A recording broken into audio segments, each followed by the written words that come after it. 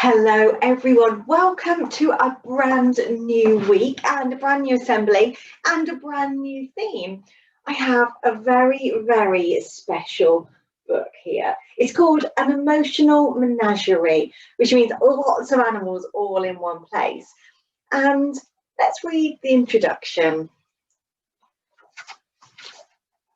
Emotions are like animals. No two are quite the same. Some are gentle, others fierce, and some are hard to tame. Inside this book, there's 26 emotions you might feel, arranged alphabetically, from anger on to zeal. Each poem is a rhyming guide to different ways of dealing with whichever emotion you might happen to be feeling. They're full of new words to expand your emotional vocabulary, helping you to develop your emotional literacy. Mastering emotions is a very useful skill. With it, you'll grow up to be more calm, wise, and fulfilled. So open up and come inside as we set out to see the weird and wild emotions, this verse menagerie. So here's my book. And the reason I've chosen it this week is because last week we talked all about concentration, practicing, doing things our very best. But you know, the key to that, the absolute key that unlocks it, is being able to manage our feelings. And at school, as teachers and as staff, we do lots to help you manage those feelings, to name them and to do really well with them. And it's tricky when you're at home. You'll be feeling just as many, if not more and stronger emotions. So let's take a little look. I'm not going to read all 26, although I could, they're fabulous. I've made a bit of an emotion sandwich because we like to think of emotions as good emotions and bad emotions. But that's a little bit of a mistake, really, because every single emotion we feel, even if we like to name them as a bad emotion, is really valuable. It helps us learn about what we're thinking and feeling. It helps us learn about how we should be treating other people. So, starting with A, I wonder if you can have a little think of an emotion that begins with A. I'm going to hide it and show you the picture next. Oh my goodness, no guessing needed, is it? That is anger. Anger is an animal. If anger were an animal, it would have teeth and claws, a mangy mane, a bristly tail, and growling, gaping jaws. It comes along when things go wrong, when our plans go awry, when toys are broken, trainers lost, or our favourite treats denied. It bares its teeth and starts to roar, unkind, unjust, unfair. It wants the world to be just so, without problems or cares. To let it go, remember this, life won't always go right. Some things we'd like to happen won't, and some things we wouldn't might. It's sad, we know, and that's the point. In fact, that's why we rage. Anger is sadness in disguise, our hurt let loose uncaged. Life lets us down now and again, you, me, everyone. So next time anger rears its head, accept this and move on. There you go, a little top tip in the book there. Feel the anger and let it go. Try and understand why it's there. My goodness. So I said an emotion sandwich. That's because my special post-it note here, number 2, is a rather marvellous emotion and feeling, a very apt one for our home learning. It is curiosity. Curiosity is wanting to know more. So should we see what kind of animal curiosity is in my book? If curiosity was an animal, it would have a jet black beak, beady eyes and coal-coloured wings and scrawny, scratchy feet. It loves to peck at mysteries, those things it doesn't know, and it wants to find the answers so its knowledge might grow. It makes us feel inquisitive to understand things more.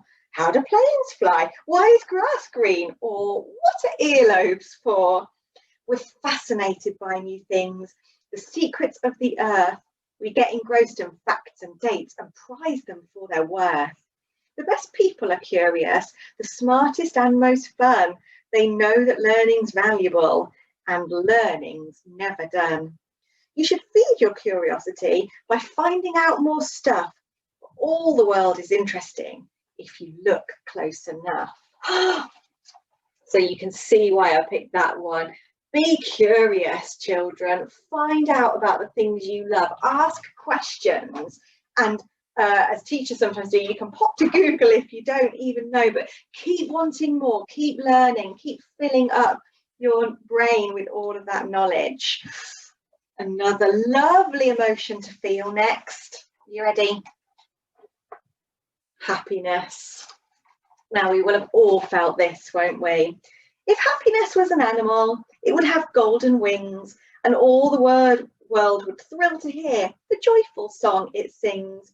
It visits us on pleasant days, flies down from high above, when we are praised or spoilt or hugged, when we feel safe and loved. We listen to its merry tune, the melody it plays, then look again to find, alas, it's somehow flown away. Look at that, just saying that we can feel amazingly happy, but it doesn't stay with us that strong for forever. It can go away, and that's all right. Happiness is a flighty thing. It comes and then it goes. One minute it's perched in our lives, the next it's, well, who knows? We'd like to catch it in a cage so it might stay for good, but it can't help but fly away when faced with some less pleasant mood. Appreciate it while it's here and don't mind when it's gone. Someday it will alight again to fill our hearts with song. So while you are learning at home or at school on certain days, I want you to notice those moments of happiness, recognise when they're there, enjoy them for all they're worth, and you can sing the song of joy with happiness. And what's next? Anger, curiosity, happiness. This one you might have felt. This one you might have felt at home with your mums and dads doing your home learning. You might have felt it especially with your brothers and sisters. Picked a big word for this one. Q is quarrelsomeness. So to quarrel is to have a little argument. Quarrelsomeness. Look at him there.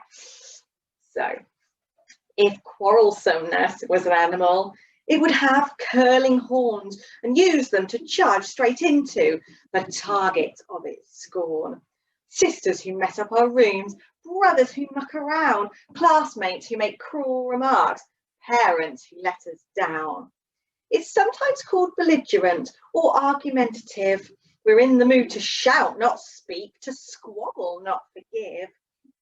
A fight is a failed debate, a talk that's run off course. We can't explain ourselves in words, and so we resort to force. We're scared of being vulnerable, admitting we've been hurt, and instead of insults or fists, to parry and divert. Now this is the last verse I'm going to read to you, and I want you to listen and learn this one. Are you ready? Rather than quarrel, why not try explaining how you feel?